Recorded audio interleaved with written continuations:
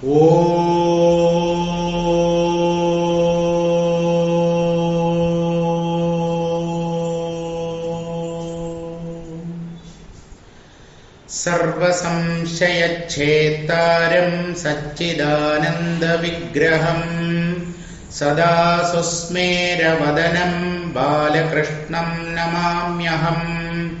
എല്ലാവർക്കും എൻ്റെ വിനീതമായ പ്രണാമം.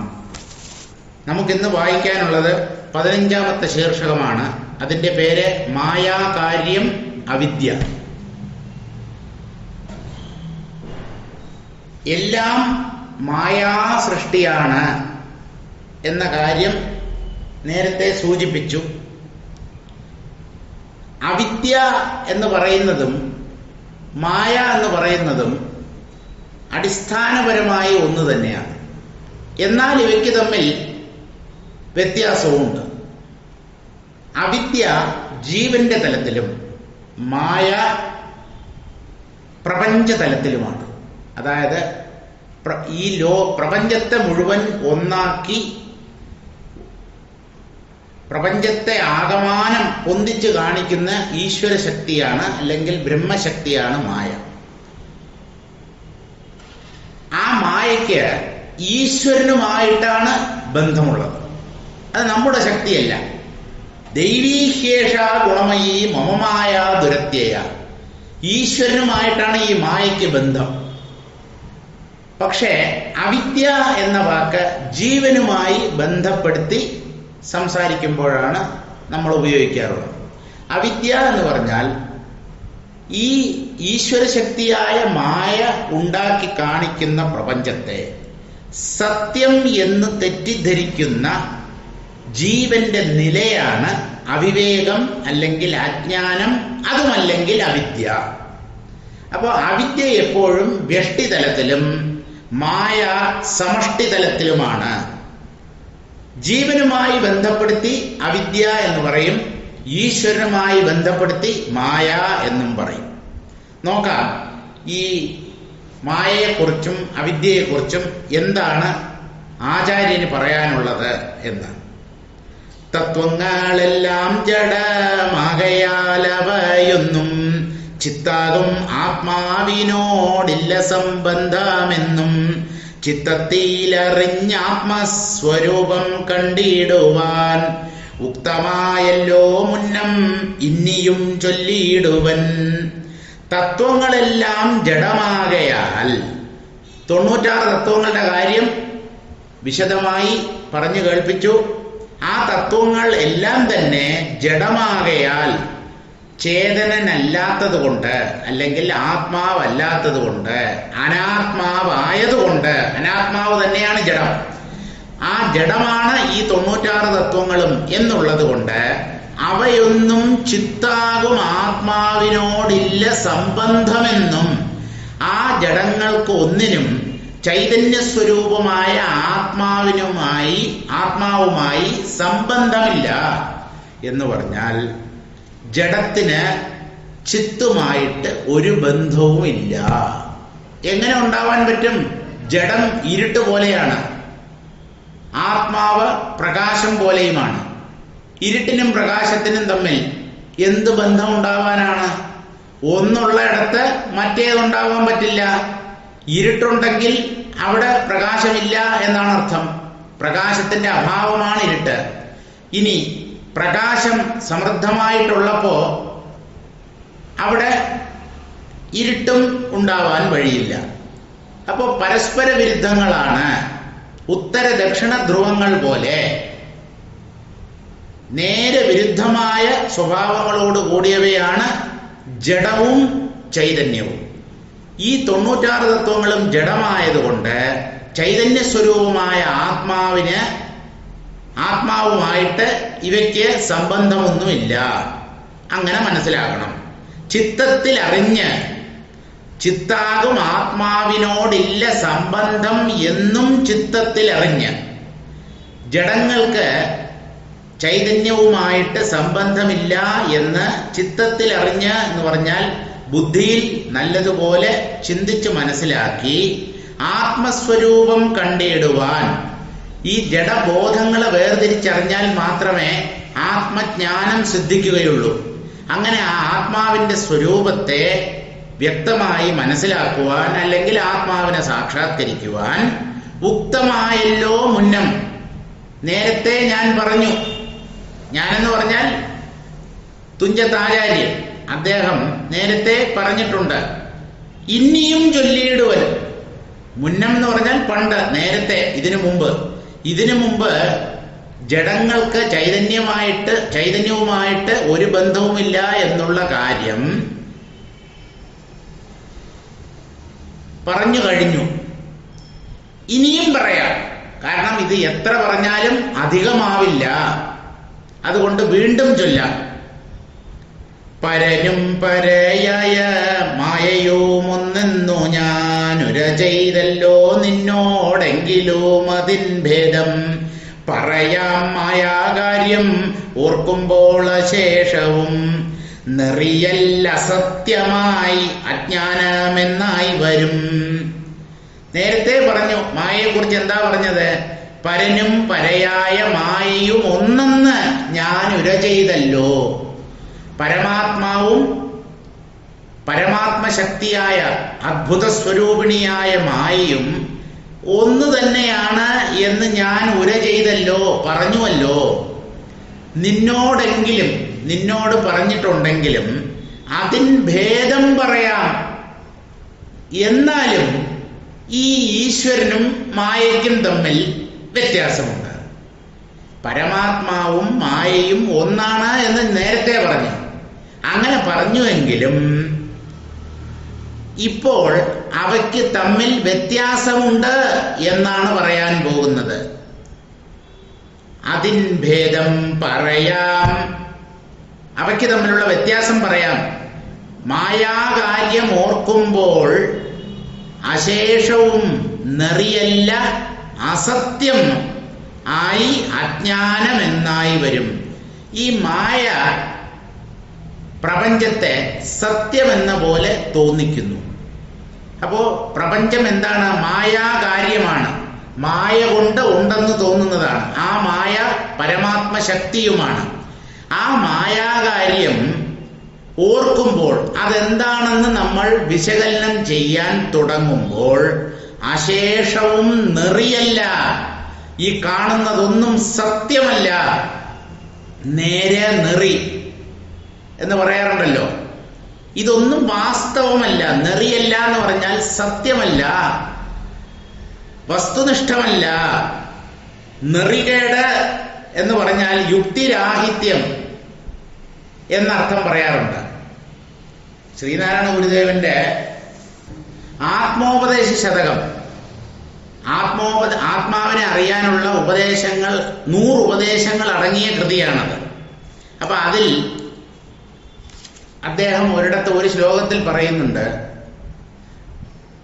ഈ ജഡവും ബോധവും ഒരേ സ്ഥലത്ത് ചേർന്ന് നിൽക്കുക എന്നത് ഒരു നീതികേടാണ്. നെറികേടെന്നല്ല അവിടെ പറയുന്നത്, നീതികേട്. നീതികേട് എന്ന് പറഞ്ഞാൽ യുക്തിരാഹിത്യം. ഒരിക്കലും അത് സംഭവിക്കാൻ പറ്റില്ല. ഇരുട്ടും വെളിച്ചവും തമ്മിൽ എങ്ങനെയാ കൂടിക്കുഴയുക? പക്ഷേ ഈ പ്രപഞ്ചത്തിൽ നോക്കൂ, ജഡവും ബോധവും കലർന്നു നിൽക്കുന്നു. ഇവിടെ ചൈതന്യവും ഉണ്ട്, ജഡവും ഉണ്ട്. ഇതെങ്ങനെ രണ്ടും ഒരു ദിക്കിൽ എങ്ങനെ ഒത്തുവാഴും എന്ന് വേറൊരു സ്ഥലത്ത് അദ്ദേഹം ചോദിക്കുന്നുണ്ട്. പരസ്പര വിരുദ്ധങ്ങളായവ രണ്ടും ഒരേ സമയത്ത് ഒരു സ്ഥലത്ത് എങ്ങനെ ചേർന്ന് നിൽക്കും? അപ്പോ ഈ മായാകാര്യങ്ങളാണ് ജഡങ്ങൾ. ചൈതന്യം എന്ന് പറയുന്നത് ചിത്താണ്. ഈ മായാകാര്യങ്ങൾ എന്താണ് എന്ന് ഓർക്കുമ്പോൾ എന്ന് പറഞ്ഞാൽ യുക്തിയുക്തം വിശകലനം ചെയ്യുമ്പോൾ അശേഷവും നെറിയല്ല, ഇതൊന്നും സത്യമല്ല. നെറിയൽ അസത്യമായ അജ്ഞാനമെന്നായി വരും. പറയാം മായാകാര്യമോർക്കുമ്പോൾ അശേഷവും നെറിയൽ അസത്യമായി അജ്ഞാനമെന്നായി വരും. ഈ കാണുന്നതെല്ലാം നെറിയല്ല, സത്യമല്ല, വാസ്തവമല്ല, ഉണ്മയല്ല. ഇത് അസത്യമാണ്. ഇത് അജ്ഞാനം കൊണ്ട് നമുക്ക് സത്യമെന്ന പോലെ തോന്നുന്നതാണ്. ഏത്? പ്രപഞ്ചം. ആത്മാവിനെ അറിയാതിരിക്കുമ്പോഴാണ് പ്രപഞ്ചത്തിന് നാം സത്യത്വം കൽപ്പിക്കുന്നത്. ആത്മാവിനെ അറിഞ്ഞു കഴിഞ്ഞാൽ ഇതിന്റെ മിഥ്യാത്വം പകല് പോലെ സ്പഷ്ടമാകും. സൂര്യതുല്യം തെളിയും എന്ന് ബാലകൃഷ്ണൻ നായർ സാർ പറയും. സൂര്യതുല്യം തെളിയും. പട്ടാപ്പകലിൽ നമുക്ക് വസ്തുക്കളെ എത്ര വ്യക്തമായി കാണാൻ കഴിയുമോ അത്രയും വ്യക്തമായിട്ടോ അല്ലെങ്കിൽ അതിനേക്കാളും വ്യക്തമായിട്ടോ പ്രപഞ്ചത്തിന്റെ മിഥ്യാത്വം ആത്മാവിനെ അറിഞ്ഞു കഴിഞ്ഞാൽ നമുക്ക് പിടികിട്ടും. അപ്പൊ അജ്ഞാന ദശയിലാണ് ഈ പ്രപഞ്ചം സത്യമായി തോന്നുന്നത്. വിശ്വം വിവേകദശയിങ്കൽ അഴിഞ്ഞു സർവം അസ്വസ്ഥമാകിലും അത് ഇന്ദ്രിയ ദൃശ്യമാകും. ദിക്കിൻ ഭ്രമം വിടുകിലും പുനരിഞ്ഞിവന്റെ ദൃക്കിന്നു ദൃശ്യം അതങ്ങനെ തന്നെ കാണും. ഇതും ശ്രീനാരായണ ഗുരുവിന്റെ പദ്യമാണ്. വിവേകദശയിലാണ് വിശ്വം അഴിയുന്നത്. വിശ്വം അഴിയുക എന്ന് പറഞ്ഞാൽ ഇതെല്ലാം കൂടെ തകർന്ന് പൊടിഞ്ഞു താഴെ പോകും എന്നല്ല. ഇത് കണ്ടാലും ഈ നിലയിലുണ്ടാകയില്ല. ഇത് ഇന്ദ്രിയങ്ങളുടെയും മനസ്സിന്റെയും മുമ്പിൽ പണ്ടത്തെ പോലെ തന്നെ ഈ പ്രപഞ്ചം പ്രകാശിക്കുന്നുവെങ്കിലും അത് ഇല്ലാത്തതാണ് എന്ന സത്യം ബുദ്ധിക്ക് പിടികിട്ടും. അതാണ് ആത്മജ്ഞാനം. ഈ പ്രപഞ്ചത്തിന്റെ മിഥ്യാത്വം നമുക്ക് ബോധ്യപ്പെടണം. അതാണ് നെറിയല്ല അസത്യമായി അജ്ഞാനം എന്നായി വരും എന്ന് പറയുന്നത്. അറിവാകുന്നോരാത്മസ്വരൂപമറിയുമ്പോൾ അറിയാം മഹാമായ തത്കാര്യം തെളിവോടെ. അറിവോ നിനക്കുള്ളിൽ ഉണ്ടാവാൻ മായാകാര്യം അറിഞ്ഞിടുമാറുര ചെയ്തിടാം കേൾക്ക ബാലേ. അല്ലയോ പെൺകുട്ടി, അറിവാകുന്നോരാത്മസ്വരൂപം അറിയുമ്പോൾ, ജ്ഞാനസ്വരൂപമായ അല്ലെങ്കിൽ അറിവ് സ്വരൂപമായിട്ടുള്ള ആത്മാവിനെ നാം സാക്ഷാത്കരിക്കുമ്പോൾ അറിയാം. അപ്പൊ നമുക്ക് മനസ്സിലാവും എന്ത് മഹാമായ തത്കാര്യം തെളിവോടെ. ഈ മായ പറയുന്നത് എന്താണ്, ആ മായാകാര്യമായ പ്രപഞ്ചം എന്താണ് എന്നുള്ളതൊക്കെ നല്ല തെളിച്ചത്തോടുകൂടി വ്യക്തതയോടുകൂടി നമുക്ക് അറിയാൻ കഴിയും, അനുഭവിക്കാൻ കഴിയും. അറിവ് നിനക്കുള്ളിൽ ഉണ്ടാവാൻ, ഈ ആത്മാവിനെ കുറിച്ചുള്ള ജ്ഞാനം നിന്റെ ഉള്ളിൽ പ്രകാശിക്കുവാനായി മായാകാര്യം അറിഞ്ഞിടുമാറ്, എനിക്ക് അറിയാവുന്ന രീതിയിൽ മായയുടെ കാര്യമായ ഈ പ്രപഞ്ചത്തെ അല്ലെങ്കിൽ മായയുടെ വൈഭവത്തെ ഞാൻ പറയാം. എനിക്ക് മനസ്സിലായ രീതിയിലല്ലേ എനിക്ക് പറയാൻ പറ്റൂ. അപ്പൊ എത്ര വിനയത്തോടു കൂടിയാണ് ഈ ആചാര്യന്മാർ ഈ സത്യത്തെ വെളിവാക്കുന്നതെന്ന് മനസ്സിലാക്കൂ. അറിവ് നിനക്കുള്ളിൽ ഉണ്ടാവാൻ മായാകാര്യം അറിഞ്ഞിടുമാറ്. വേറൊരർത്ഥം പറയാം, നിനക്ക് ഈ മായയും മായാകാര്യങ്ങളും എന്താണ് എന്ന് മനസ്സിലാക്കാൻ പറ്റുന്ന രീതിയിൽ ഉര ചെയ്തിടാം, ഞാൻ പറയാം. കേൾക്ക ബാലേ, കുഞ്ഞെ നീ കേട്ടുകൊള്ളുക. സാരം വായിക്കാം. ഹേ ബാലേ, 96 തത്വങ്ങളെല്ലാം ജഡവസ്തുക്കളായതിനാൽ അവയ്ക്ക് ചിത്തമാകുന്ന ആത്മാവിനോട് ബന്ധമുണ്ടാകുന്നില്ല. ചിത്തമാകുന്ന ആത്മാവ് എന്നല്ല, തെറ്റാണിത്, അച്ചടിപ്പിശകാണ്. ചിത്താകുന്ന ആത്മാവിനോട് ബന്ധമുണ്ടാകുന്നില്ല എന്ന് വേണം അച്ചടിക്കേണ്ടിയിരുന്നത്. ചിത്തത്തിൽ അറിഞ്ഞ് ആത്മസ്വരൂപത്തെ കണ്ട് അതിൽ ലയം പ്രാപിക്കുവാൻ നിനക്ക് സമയമായി. ആചാര്യനാണ് പറയുന്നത്. സത്യം സാക്ഷാത്കരിക്കേണ്ട കാലം അതിക്രമിച്ചു കഴിഞ്ഞു കുഞ്ഞെ. ഇനിയും വൈകരുത്, വെച്ച് താമസിപ്പിക്കരുത്. അവ വീണ്ടും പറയാം. ഏത്? മായയും മായാകാര്യവും പരബ്രഹ്മവും പരബ്രഹ്മത്തിന്റെ അംശമായ മായയും ഒന്നാണെന്നും അവ ഒന്നിന്റെ 2 വശങ്ങളാണെന്നും മുൻപ് വെളിപ്പെടുത്തിയിട്ടുണ്ടല്ലോ. ഒരു നാണയത്തിന്റെ 2 വശങ്ങൾ പോലെയാണ് ബ്രഹ്മവും ബ്രഹ്മശക്തിയായ മായയും. ഒന്ന് തന്നെയാണ്. നാണയം ഒന്നാണല്ലോ, 2 വശങ്ങളാണല്ലോ. അതുപോലെ ബ്രഹ്മം ഒന്നാണ്. ആ ബ്രഹ്മത്തിന്റെ മറുവശമാണ് ഈ മായാശക്തി. എങ്കിലും ആത്മജ്ഞാനത്തിന് അധികാരിയായ നിന്നോട് അവയുടെ ഭേദങ്ങളെയും മായാകാര്യത്തെക്കുറിച്ചുള്ള നേർവഴിയെയും സത്യമായി പറയാം, കേട്ടുകൊള്ളുക. മായ എന്താണെന്നും ഈ മായയുടെ രഹസ്യം എന്താണെന്നും അത് മനസ്സിലാക്കണം. മായയെ നല്ലതുപോലെ മനസ്സിലാക്കുക എന്ന് പറഞ്ഞാൽ മായയുടെ രഹസ്യം മനസ്സിലാക്കുക എന്നാണ് അർത്ഥം. അതെന്താണ് വാസ്തവത്തിൽ എന്നുള്ളത്, അതാണ് നേർവഴി. ആ നേർവഴിയെയും ഞാൻ ഉള്ളതുപോലെ പറയാം, സത്യമായി പറയാം, കേട്ടുകൊള്ളുക. അത് ജ്ഞാനത്താൽ ഉണ്ടാവുന്നതാണ്. ഈ മായയെക്കുറിച്ചുള്ള അറിവ് ജ്ഞാനം നേടുമ്പോഴാണ് നമുക്ക് മനസ്സിലാവുന്നത്. ജ്ഞാനം നേടുമ്പോൾ മായയെക്കുറിച്ച് എന്ത് മനസ്സിലാകും? ഇല്ല എന്ന് മനസ്സിലാകും. അല്ലെങ്കിൽ ഇതും ബ്രഹ്മം തന്നെ എന്ന് മനസ്സിലാകും. അത്രയേ ഉള്ളൂ. എന്നാൽ അറിവാകുന്ന ആത്മസ്വരൂപം അറിയുമ്പോൾ മഹാമായയുടെ സത്യസ്ഥിതി വളരെ വ്യക്തമായി അറിയാം. അത് ബ്രഹ്മശക്തി തന്നെ. രത്നവും രത്നത്തിന്റെ പ്രഭയും ഒന്നോ രണ്ടോ പെട്ടെന്ന് ഉത്തരം പറയാൻ പ്രയാസമായിരിക്കും. രത്നവും രത്നപ്രഭയും വിളക്കും വിളക്കിന്റെ വെളിച്ചവും ഒന്നോ വേറെ വേറെയോ പ്രയാസമാണ്. ഒരു വീക്ഷണകോണിലൂടെ നോക്കിയാൽ ഒന്ന് എന്ന് പറയേണ്ടി വരും. മറ്റൊരു വീക്ഷണകോണിലൂടെ നോക്കിയാൽ വേറെ വേറെയാണ് എന്നും പറയേണ്ടി വരും. അതുകൊണ്ടാണ് ഈ മായയെ ആചാര്യന്മാർ അനിർവചനീയ എന്ന് പറയുന്നത്. നിർവചിക്കപ്പെടാൻ കഴിയാത്തവൾ. എന്തായാലും ഈ മഹാമായയുടെ സ്വരൂപം എന്താണെന്ന് ഒരു ആത്മജ്ഞാനി നല്ലതുപോലെ അറിയുന്നു. സംശയലേശമന്യേ തെളിവായി തോന്നുകയും ചെയ്യും. നല്ലതുപോലെ മനസ്സിലാകും ഈ മായ എന്താണ് ഈ പ്രപഞ്ചം, ഇതെന്തിന്, ഈ മായാകാര്യമായ പ്രപഞ്ചത്തിന് എന്താണ് ഉദ്ദേശ്യം? ഒരു ഉദ്ദേശ്യവുമില്ല. നിരർത്ഥം പ്രതിബിംബന്തി ബ്രഹ്മാണ്ഡ ത്രസരേണവഃ എന്നാണ് യോഗവാസിഷ്ഠം പ്രഖ്യാപിക്കുന്നത്.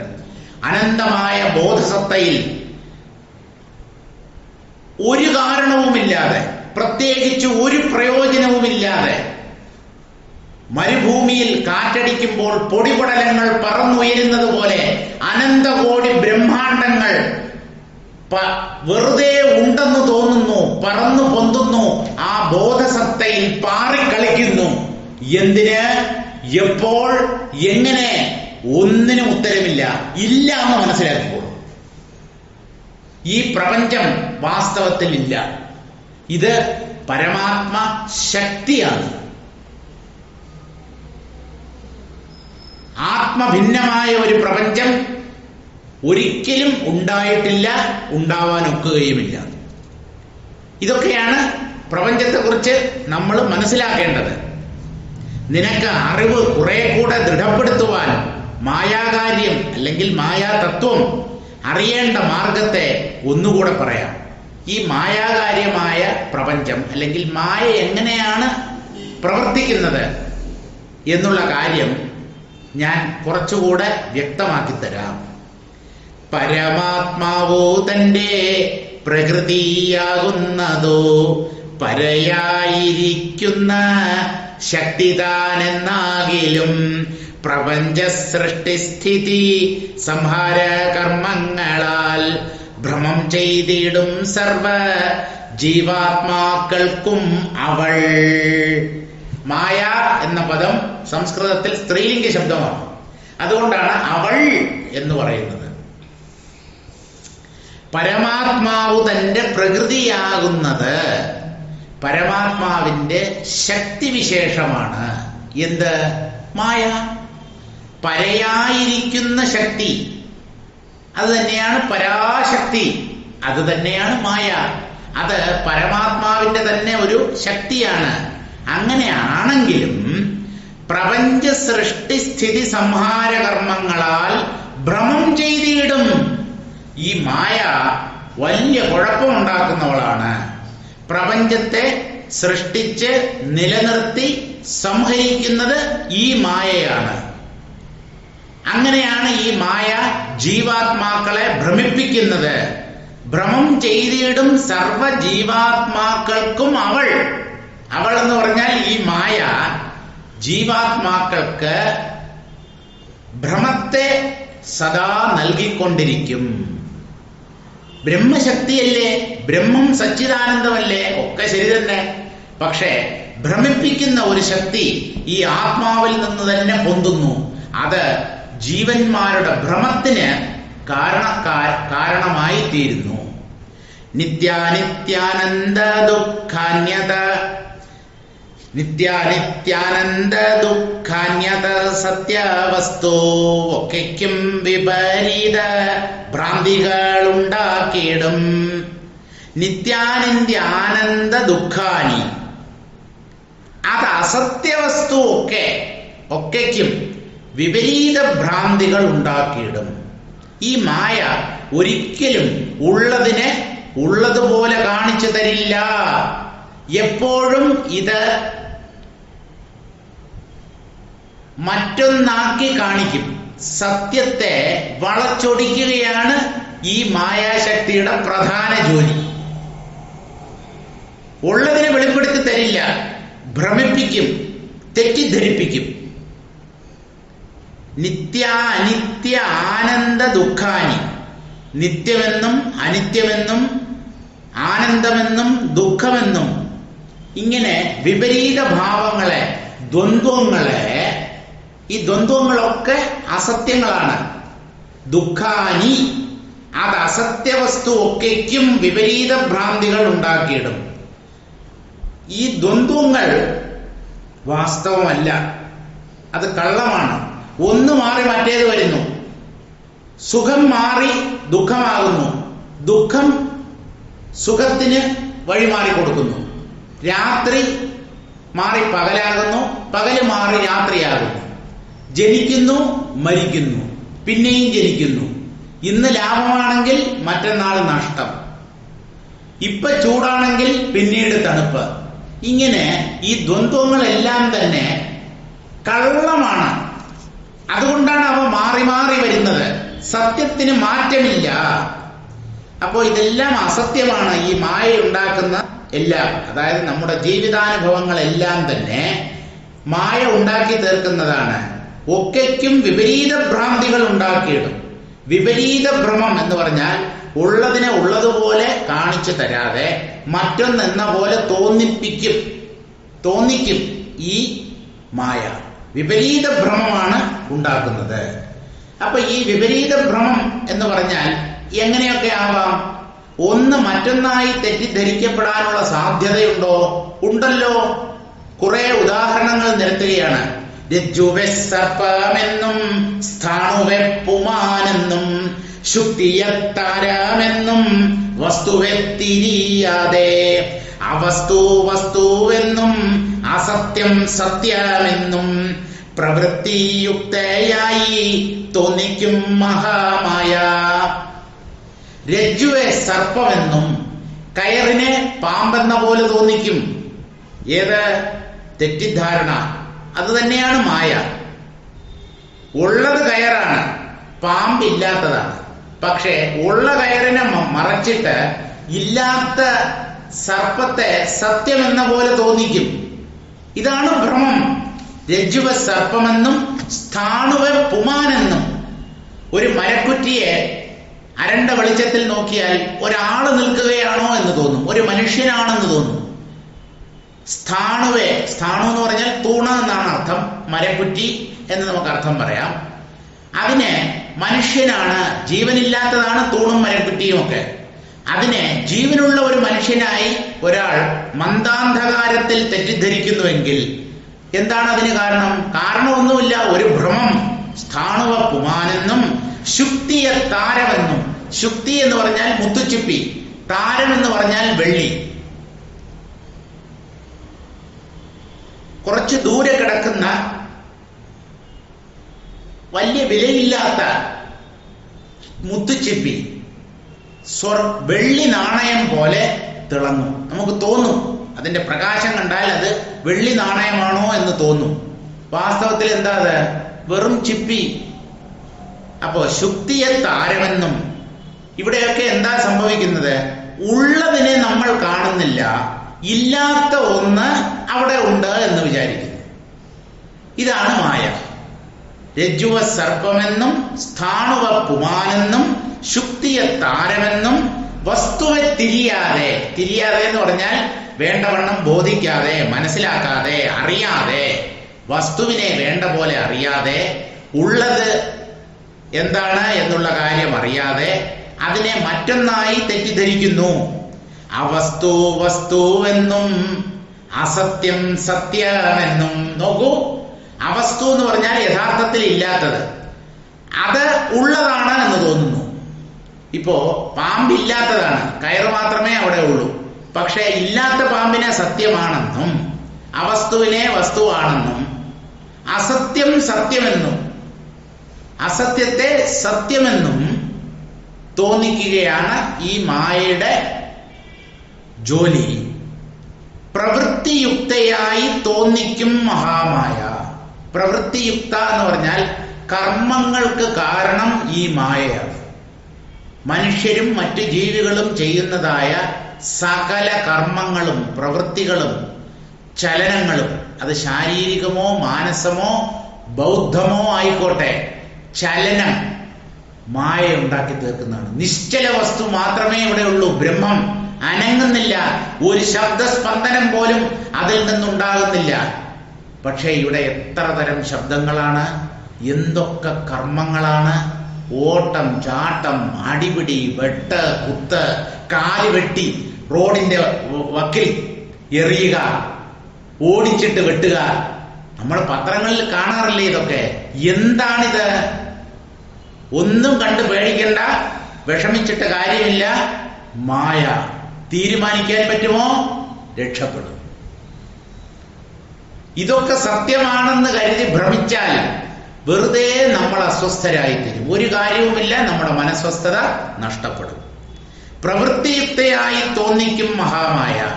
ഈ മഹാമായ കർമ്മത്തെ സത്യമെന്ന് തോന്നിക്കും. കർമ്മം സത്യമാണ് എന്ന് വിചാരമുള്ളത് കൊണ്ടാണ് നമ്മൾ കർമ്മം ചെയ്യുന്നത്. ഈ കർമ്മത്തിന്റെ മിഥ്യാത്വം, ഇത് വെറും ഭ്രമമാണ് എന്ന് മനസ്സിലാക്കിയാൽ മനുഷ്യർ ഈ കർമ്മങ്ങളുടെ പുറകെ പായുകയില്ല. പ്രവൃത്തിയുക്തയായി തോന്നിക്കും. ചലനത്തോടു കൂടിയവളാണ് ഈ മായ. ചലിപ്പിക്കുന്നവളാണ്, അല്ലെങ്കിൽ ചലനം ബ്രഹ്മത്തിലുണ്ട് എന്ന് തോന്നിക്കുന്ന ഒരു ശക്തിയാണ് മഹാമായ. വാസ്തവത്തിൽ ആ സത്യം നിശ്ചലമായി അധിഷ്ഠാനമായി ബാക്കി നിൽക്കുന്നു. ത്രിഗുണാത്മികയായിട്ടിരിപ്പോന്നനന്തരം ത്രിഗുണൈ സർവ പ്രപഞ്ചത്തെയും സൃഷ്ടിക്കുന്നു. എന്താണ് ഈ മായയുടെ സ്വരൂപം? ഈ മായ ത്രിഗുണാത്മികയാണ്. സത്വം, രജസ്, തമസ്, ഇങ്ങനെ 3 ഗുണങ്ങൾ ഈ അനിർവചനീയമായ മായാശക്തിയിൽ അടങ്ങിയിരിക്കുന്നു. അതുകൊണ്ട് ഇവൾ ത്രിഗുണാത്മികയാണ്.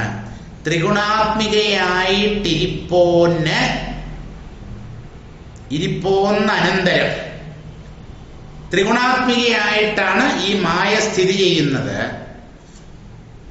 എന്നിട്ട് എന്ത് ചെയ്യുന്നു ഈ മായ? ത്രിഗുണൈഹി സർവപ്രപഞ്ചത്തെയും സൃഷ്ടിക്കുന്നു. ത്രിഗുണാത്മികയാണ് മായ. അവൾ ഈ ത്രിഗുണങ്ങളെ കൊണ്ട് തന്നെ സകല പ്രപഞ്ച ഘടകങ്ങളെയും സൃഷ്ടിക്കുന്നു. എല്ലാം ഇവിടെ സത്യം എന്ന പോലെ തോന്നിക്കുന്നു. സാരം വായിക്കാം. അല്ലയോ ബാലെ, ശക്തി തന്നെയാണ് പരമാത്മാവിന്റെ അംശമായ പ്രകൃതിയായി പരിലസിക്കുന്നതും പ്രപഞ്ചത്തിലെ സൃഷ്ടിസ്ഥിതി സംഹാര കർമ്മങ്ങൾ കൊണ്ട് എല്ലാ ജീവജാലങ്ങളിലും ഭ്രമമുണ്ടാക്കുന്നതും. രണ്ടും ഈ മായ തന്നെയാണ്. പ്രകൃതിയായി പരിലസിക്കുന്നു ഈ മായ. എന്നിട്ട് പ്രപഞ്ചത്തിലെ സൃഷ്ടിസ്ഥിതി സംഹാര കർമ്മങ്ങൾ ഉണ്ടാക്കി ജീവജാലങ്ങളിൽ ഭ്രമം സൃഷ്ടിക്കുന്നു. ഇതാണ് മായ ചെയ്യുന്നത്.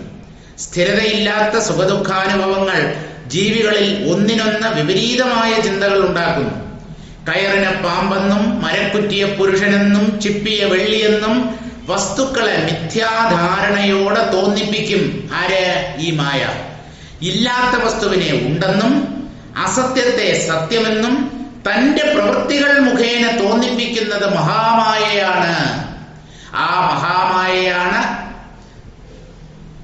സാത്വിക രാജസ താമസ ഗുണത്രയങ്ങളുടെ സമന്വിത രൂപം ആവാഹിച്ച ആത്മാക്കളുടെ ഉടമകളായ ജീവജാലങ്ങളെ സൃഷ്ടിക്കുന്നത്. ജീവന്റെ ഉദ്ഭവത്തിനും കാരണം ഈ മായാശക്തി തന്നെയാണ്. ജീവന്മാരെ സൃഷ്ടിക്കുന്നു, ആ ജീവന്മാരെ പിന്നീട് മോഹിപ്പിക്കുന്നു, ഭ്രമിപ്പിക്കുന്നു. ഇതാണ് ഈ മായ ചെയ്യുന്നത്. ഇപ്പൊ ഗുണത്രയങ്ങളുടെ സമാഹാരമാണ് ഈ മായ. പല ശരീരങ്ങളെ ഉണ്ടാക്കുകയും പല ജീവന്മാരിവിടെ യഥാർത്ഥത്തിലുണ്ട് എന്ന് തോന്നിക്കുകയും ചെയ്യുന്നത് ഈ മായാശക്തി കാരണമായിട്ടാണ്. അല്ലെങ്കിൽ മായയാണ് ഇതിനുത്തരവാദി. വിദ്യയും അവിദ്യയും വിക്ഷേപാവരണവും ചിത്താഹങ്കാര മഹത്തത്വസംസാരങ്ങളും തത്വങ്ങൾ ശിവാദിമേദിനി പര്യന്തമുള്ളതൊക്കെയും മഹാമായ തങ്കൽ നിന്നുണ്ടാകുന്നു. എന്തൊക്കെ ഇവിടെ ഉണ്ടാകുന്നു എന്ന് പറഞ്ഞാൽ ഇല്ലാതിരുന്നിട്ട് പിന്നെ ഉണ്ടാകുന്നത് പോലെ തോന്നുന്നു, അത് മുഴുവൻ മായയുടെ കളിയാണ് എന്ന് മനസ്സിലാക്കണം. എന്തൊക്കെ ഈ മായയ്ക്കകത്ത് പെടും? വിദ്യയും അവിദ്യയും. വിദ്യ സത്യത്തെ വെളിവാക്കുന്ന ശക്തി, അവിദ്യ സത്യത്തെ മറച്ചു കളയുന്ന ശക്തി. ഇത് രണ്ടും, വിദ്യയും അവിദ്യയും, വിക്ഷേപ ആവരണവും. വിക്ഷേപം എന്ന് പറഞ്ഞാൽ ഉള്ള ഒന്നിനെ മറ്റൊന്നായി തോന്നിക്കുന്ന ശക്തിയാണ് വിക്ഷേപശക്തി. ആവരണ ശക്തി എന്ന് പറഞ്ഞാൽ ഉള്ള ഒന്നിനെ അറിയാൻ പറ്റാതാക്കി തീർക്കും, അത് ആവരണം. അങ്ങനെ അറിയാൻ പറ്റാതാക്കി തീർത്തിട്ട് അത് മറ്റൊന്നാണ് എന്ന് തോന്നിക്കും. അപ്പൊ ആദ്യം ആവരണ ശക്തി, പിന്നെയാണ് വിക്ഷേപശക്തി. ഈ രണ്ട് ശക്തികളും നേരത്തെ പറഞ്ഞ വിദ്യയും അവിദ്യയും ചിത്ത അഹങ്കാര മഹത്തത്വ സംസാരങ്ങളും. മനസ്സ്, അഹങ്കാരം, മഹത്തെന്ന് പറയുന്ന സൃഷ്ടിയിലെ ഒന്നാമത്തെ ഘടകം മഹത്തത്വം, സമഷ്ടി ബുദ്ധി, അതാണ് മഹത്തത്വം.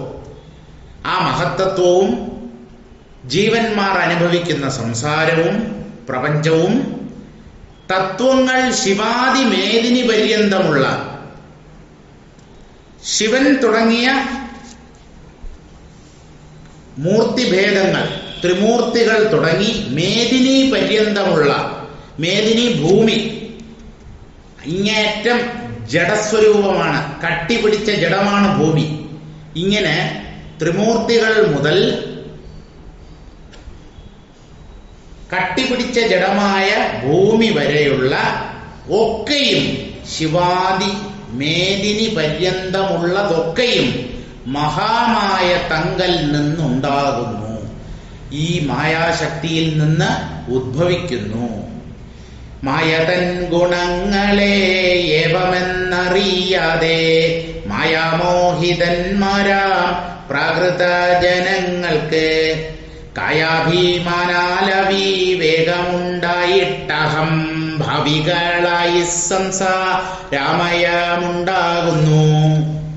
ഇങ്ങനെ മായ പലതിനെയും ഉണ്ടാക്കി കാണിക്കുമ്പോൾ മായതൻ ഗുണങ്ങളെ ഏവമെന്നറിയാതെ, ഇതൊക്കെ കാണിച്ചു തരുന്നത് ഈശ്വരശക്തിയായ മായയാണ്, മായാഗുണങ്ങളായ പ്രകൃതിയാണ്, അല്ലെങ്കിൽ പ്രകൃതി ഗുണങ്ങളാണ് ഈ കാണുന്നതിനൊക്കെയും കാരണം എന്ന സത്യമറിയാതെ മോഹിച്ചു പോകുന്നു മനുഷ്യർ.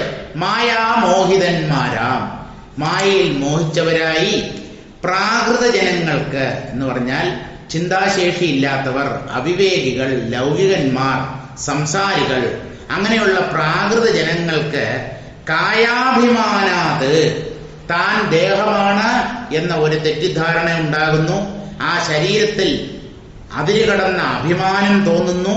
അത് തന്നെയാണ് അവിവേകം. ആ കായാഭിമാനത്താൽ ഉണ്ടാകുന്ന അവിവേകം, അല്ലെങ്കിൽ അവിവേകം കൊണ്ടാണ് ദേഹാഭിമാനം ഉണ്ടാകുന്നത്.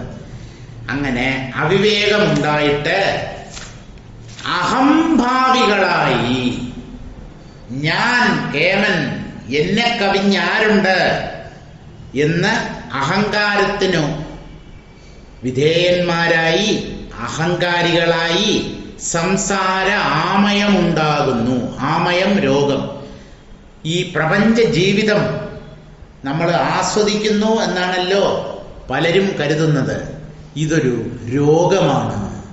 ആമയം രോഗം, ഒരു മഹാവ്യാധിയാണ്. ഈ പ്രപഞ്ചത്തിൽ വന്ന് ജനിക്കുക, ഇവിടെയുള്ള ഈ നശ്വര സുഖങ്ങളൊക്കെ അനുഭവിക്കുക, ഇതൊക്കെ ജ്ഞാനികൾ ഒട്ടും അഭിലഷിക്കാത്തതാണ്. ഇവയൊക്കെ അവർ നിസ്സാരമെന്ന് തള്ളിക്കളഞ്ഞിരിക്കുന്നു. പക്ഷേ ഈ അല്പമായ സംസാരത്തിലാണ് അനന്തകോടി ജീവന്മാർ കുടുങ്ങിക്കിടക്കുന്നത്. ഇതൊരു രോഗമാണ് എന്ന് തന്നെ പലരും മനസ്സിലാക്കുന്നില്ല. അഹംഭാവികളായി സംസാരാമയമുണ്ടാകുന്നു. പിന്നെ എന്ത് സംഭവിക്കും? അവിദ്യാവശന്മാരായി നിത്യസംസാരികളായി പ്രവൃത്തി നിരതന്മാരായിടുന്നതും അവർ. ഇങ്ങനെ അവിദ്യയ്ക്ക് അധീനരായി, സത്യമറിയാതെ മായയിൽ മോഹിച്ചവരായി, നിത്യസംസാരികളായി, അവർ എത്ര പ്രാവശ്യം ജനിച്ചു മരിച്ചാലും അവരുടെ സംസാരം തീരില്ല. ഈ സംസാര ചക്രത്തിൽ അനന്തമായി കറങ്ങി നടക്കും. അവർ നിത്യസംസാരികളായി കഴിയും. പ്രവൃത്തി നിരതന്മാരായി, കർമ്മം ചെയ്യുന്നതിൽ അമിതമായ ആസക്തിയും താത്പര്യവും ഉള്ളവരായി, കർമ്മം കൊണ്ട് എന്തൊക്കെയോ നേടാം, നേടി സുഖിക്കാം എന്ന് കർമ്മത്തിൽ ശ്രദ്ധയുള്ളവരായി തീരുന്നു ഈ ജീവന്മാർ. അവർ അവിവേകികളാണ് എന്നാണ് പറയുന്നത്. സാരം വായിക്കാം. വിദ്യയും അവിദ്യയും വിക്ഷേപവും ആവരണവും ചിത്തവും അഹങ്കാരവും മഹത്തത്വവും സംസാരവും ശമാധി ഷഡ്കങ്ങളും. ശമാധി ഷഡ്ക സമ്പത്തി എന്ന് പറയുന്നത് സാധന ചതുഷ്ടയ സമ്പത്തിലെ ഒരംഗമാണ്. അത് ഉൾപ്പെടെ ഉത്പത്തി മുതൽ അവസാനം വരെയുള്ളതെല്ലാം മഹാമായയിൽ നിന്നുണ്ടാകുന്നു എന്നും ധരിച്ചുകൊള്ളുക. ഇവയെല്ലാം മായാഗുണങ്ങൾ എന്നറിയാതെ മായാമോഹിതന്മാരും പ്രാകൃതരുമായ ജനങ്ങൾ ശരീരാഭിമാനം ഹേതുവായി അവിവേകികളായി, അഹംഭാവികളായി, സംസാരികളായി ഭവിക്കുന്നു. അവർ അവിദ്യയ്ക്ക് വശംവദരായി, നിത്യസംസാരികളായി, പ്രവൃത്തി നിരതന്മാരായി കഴിയും എന്നും അറിഞ്ഞുകൊള്ളുക. ഈ കർമ്മം ഇന്നല്ലെങ്കിൽ നാളെ ഉപേക്ഷിക്കപ്പെടേണ്ടത് തന്നെയാണ്. കർമ്മത്തിൽ സുഖമില്ല. കർമ്മം ചലനമാണ്, നിശ്ചലവും ആനന്ദഘനവുമാണ്. മനസ്സിന്റെ നിശ്ചലതയാണ് ആനന്ദം നേടാനുള്ള മാർഗം, അല്ലാതെ രാവും പകലും കർമ്മം ചെയ്തു കഴിയുന്നതല്ല. വിഗ്രഹം രഥം മനസ്സശ്വം സാരഥി കർമ്മം നിഷ്ക്രിയനായ ജീവൻ കർത്താവായിരിപ്പതും. ഇപ്രകാരങ്ങൾ അറിഞ്ഞിടുമ്പോൾ മനസ്സിനു സ്വപ്രകാശത്വം ഭവിച്ചിടുമെന്നറിഞ്ഞാലും. വിഗ്രഹം രഥം, മനസ്സ് അശ്വം, സാരഥി കർമ്മം, നിഷ്ക്രിയനായ ജീവൻ കർത്താവായിരിപ്പതും. ഒന്നാന്തരം ഒരു ഉപമയിലൂടെ കാര്യങ്ങളെ വെളിപ്പെടുത്തി തരികയാണ്. വിഗ്രഹം എന്ന് പറഞ്ഞാൽ ശരീരം എന്നർത്ഥം. ദൈവത്തിന്റെ ശരീരമാണല്ലോ അമ്പലത്തിൽ പ്രതിഷ്ഠിക്കപ്പെട്ടിട്ടുള്ള വിഗ്രഹം. അപ്പോ വിഗ്രഹം രഥം, ശരീരമാണ് രഥം. കഠോപനിഷത്തിലാണ് ഈ രഥരൂപകം ഭംഗിയായി വിവരിക്കപ്പെടുന്നത്. ശരീരമാണ് രഥം, വിഗ്രഹം രഥം. മനസ്സ് അശ്വം, രഥത്തെ നയിക്കുന്നത്, രഥത്തെ ചലിപ്പിക്കുന്നത് ഏതാണ്? രഥത്തിൽ കെട്ടിയിട്ടുള്ള കുതിരകൾ. ഇവിടെ ശരീരമാകുന്ന രഥത്തെ വലിച്ചു കൊണ്ടുപോകുന്നത് ഏതാണ്? മനസ്സാകുന്ന കുതിര. അപ്പോ സാരഥിയുണ്ടോ? തേരാളി ഉണ്ടല്ലോ. കർമ്മം, കുതിരകളുടെ കടിഞ്ഞാൺ വലിച്ച് അതിനെ പല പ്രകാരത്തിലും നിയന്ത്രിച്ചാണല്ലോ ഒരു തേരാളി തേര് തെളിക്കുന്നത്. ഇതുപോലെ പലതരം കർമ്മങ്ങൾ ചെയ്തുകൊണ്ട് തേരിൽ യാത്ര ചെയ്യുന്ന ഒരു യാത്രികനെ പോലെ, അതായത് രഥിയെപ്പോലെ ജീവൻ സ്ഥിതി ചെയ്യുന്നു. സാരഥി എന്ന് പറഞ്ഞാൽ തേരാളിയാണ്. സാരഥി കർമ്മം, നിഷ്ക്രിയനായ ജീവൻ കർത്താവായിരിപ്പത്. ഇവിടെ കർമ്മത്തെയാണ് തേരാളി എന്ന് പറയുന്നത്. നിഷ്ക്രിയനായ ജീവൻ, ചൈതന്യം, നമ്മുടെ ഉള്ളിലുള്ള ഞാൻ എന്ന അനുഭവം, അത് കർമ്മവുമായി ഒരു തരത്തിലും ബന്ധപ്പെടാത്തതാണ്. പക്ഷേ കർത്താവാണ് എന്ന് ആ ജീവൻ തെറ്റിദ്ധരിച്ചു കഴിയുന്നു.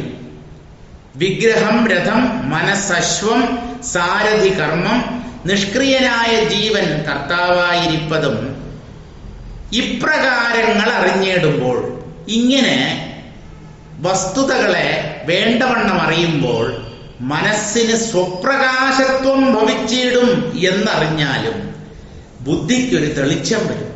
അന്ധഃകരണം ഒന്ന് തെളിയും. ഞാൻ വാസ്തവത്തിൽ ആരാണ്? ഈ ശരീരമാണോ, മനസ്സാണോ, കർമ്മം ചെയ്യുന്നവനാണോ, കർമ്മവുമായി യഥാർത്ഥത്തിൽ എനിക്ക് ബന്ധമുണ്ടോ, അല്ലെങ്കിൽ ഞാൻ വെറും സാക്ഷി മാത്രനാണോ? ഇതൊക്കെ വ്യക്തമായി ശാസ്ത്രം പഠിച്ച് ഗ്രഹിക്കണം. അപ്പൊ ഇങ്ങനെ ശരീരത്തെ വെറും ഒരു രഥമായിട്ടും മനസ്സിനെ കുതിരയായിട്ടും കർമ്മത്തെ സാരഥിയായിട്ടും ജീവനാകുന്ന താൻ നിഷ്ക്രിയനാണ്, പക്ഷേ താൻ പലതും ചെയ്യുന്നവനാണ് എന്നാണ് തെറ്റിദ്ധരിച്ചിരിക്കുന്നത്. ഇങ്ങനെയൊക്കെയുള്ള കാര്യങ്ങളെ അറിഞ്ഞിടുമ്പോൾ മനസ്സ് പ്രസന്നമാകും, മനസ്സ് പ്രകാശം കൊണ്ട് നിറയ്ക്കപ്പെടും. സ്വപ്രകാശത്വം ഭവിച്ചിടും എന്നറിഞ്ഞാലും, സ്വപ്രകാശത്വം എന്നുള്ളതിന് ആത്മപ്രകാശം, താൻ ആരാണ് എന്നുള്ള ആ അറിവിന്റെ പ്രകാശം ഹൃദയത്തിൽ നിറയും.